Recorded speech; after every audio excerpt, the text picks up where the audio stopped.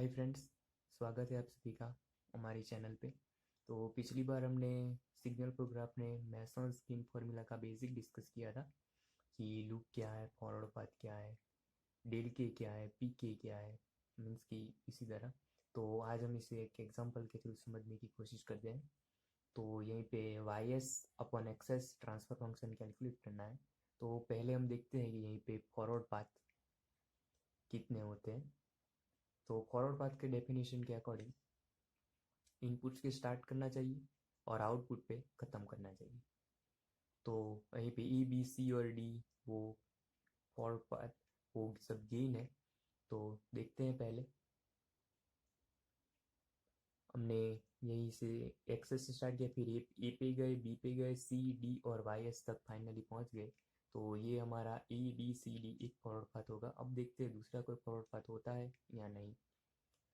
तो मैंने यहीं पे एक एरो बना के रखा है। हमें दूसरे फॉरवर्ड फॉर एग्जांपल कोई कहेगा अगर हम यहीं से जाए तो हम यहीं से बिल्कुल कभी नहीं जा सकते, क्योंकि इस हम इस तरफ जा रहे हैं और यहीं पे डायरेक्शन ऑपोजिट है, यानी कि हम इस तरफ नहीं जा सकते। तो यहीं से कोई फॉरवर्ड पाथ नहीं बनेगा।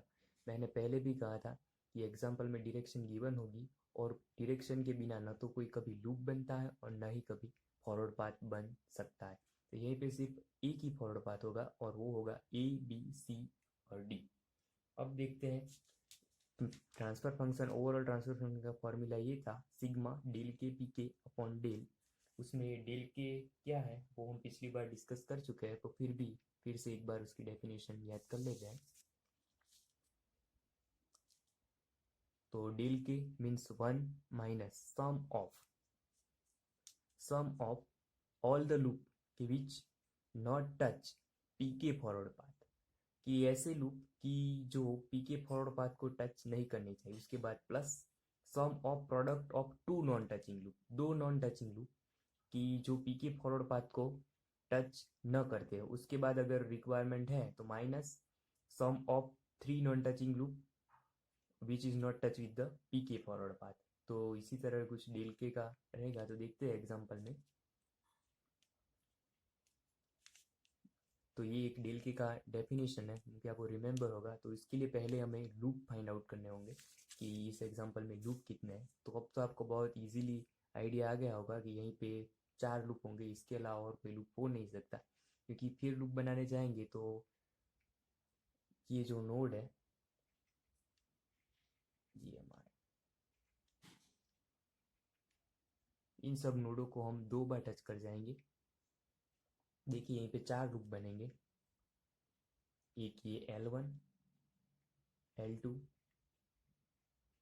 और L4। तो ये चार ही लूप होंगे, उसके अलावा और कोई लूप बन नहीं सकता, क्योंकि और लूप बनाने गए तो वो उस लूप की डेफिनेशन को सेटिस्फाई नहीं करेगा और हम किसी ना किसी नोड को दो बार टच कर जाएंगे। तो इसीलिए यहीं पे सिर्फ चार ही लूप होंगे। वो पीछे वीडियो में मैंने बहुत अच्छी तरह से डिस्कस किया है कि लूप क्या है, फॉरवर्ड पाथ क्या है।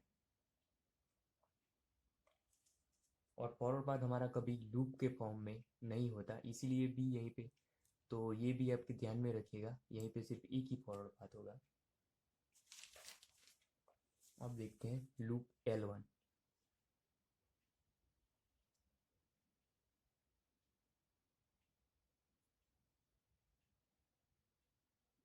ई, फिर L2 में पी एफ, फिर L3, तो ये होगा सी जी। उसके बाद L4, तो ये डी एच। तो यहीं पे टोटल फोर लूप होंगे। तो टोटल फोर लूप हो गए। और अब हम देखते हैं डेल के। तो डेल के मैं पहले भी बता चुका हूँ कि one minus sum of all loop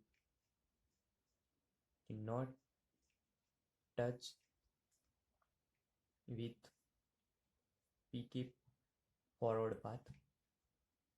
और इसी तरह से फिर टू नॉन टचिंग के which is not touch with P1 यानी कि पीके फॉरवर्ड पाथ।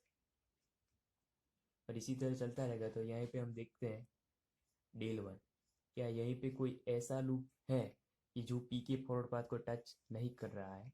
नहीं, ऐसा यहीं पे कोई लूप नहीं है। सभी लूप देखिए L1 L2 L3 L4 सभी पी के फॉरवर्ड पाथ को टच कर रहे हैं, यानी कि यहीं पे सब कोई लूप नहीं है। तो हम यहीं पे 0 पुट करेंगे, यानी कि डेल वन हमारा क्या आ गया? 1। अब देखते हैं कि डेल क्या होता है। तो डेल की डेफिनेशन हम कल भी देख चुके हैं, फिर से एक बार देखते हैं। 1 minus sum of all loop plus sum of product of 2 non touching loop, फिर minus sum of product of 3 non touching loop. तो ये डेल के क्या जैसा ही, पर इसमें पी के फॉरवर्ड पाथ को टच करे या ना करे ऐसी कोई कंडीशन नहीं है। तो इसे को थोड़ा ध्यान से पढ़िएगा और देखते हैं इस एग्जांपल में के थ्रू हम डेल क्या है वो समझने की कोशिश करते हैं। तो पहले del is equal to 1 minus, पहले डेफिनेशन के according sum of all the loops, यानी कि L1 L2 L3 plus L4। फिर क्या था कि 2 नॉन टचिंग लूप।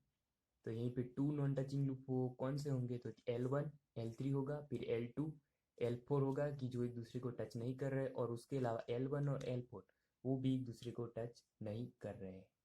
तो L1 L3 L1 L4 plus L2 L4। तो बस अब तो बहुत इजी है। L1 L2 की वैल्यू पुट कर दीजिए।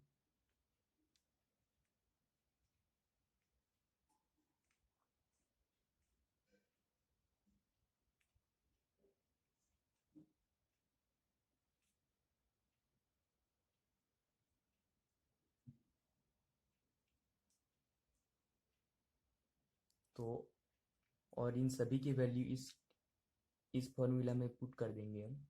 तो यहीं पे की क्या की कुछ नहीं, वो सिर्फ नंबर रिप्रेजेंट करता है कि फॉर एग्जांपल यहीं पे अगर दो फॉरवर्ड पाथ होते तो P1 और P2 होता। और मार और उसी तरह डेल के में वो अगर दो फॉरवर्ड पाथ होते तो उसमें भी डेल वन और डेल टू आता। तो इसी तरह यहीं पे ऐसा कोई दूसरा फॉरवर्ड पाथ है ही नहीं, ये हम इस एग्ज में पुट कर दें तो हमारा ओवरऑल ट्रांसफर फंक्शन हो जाएगा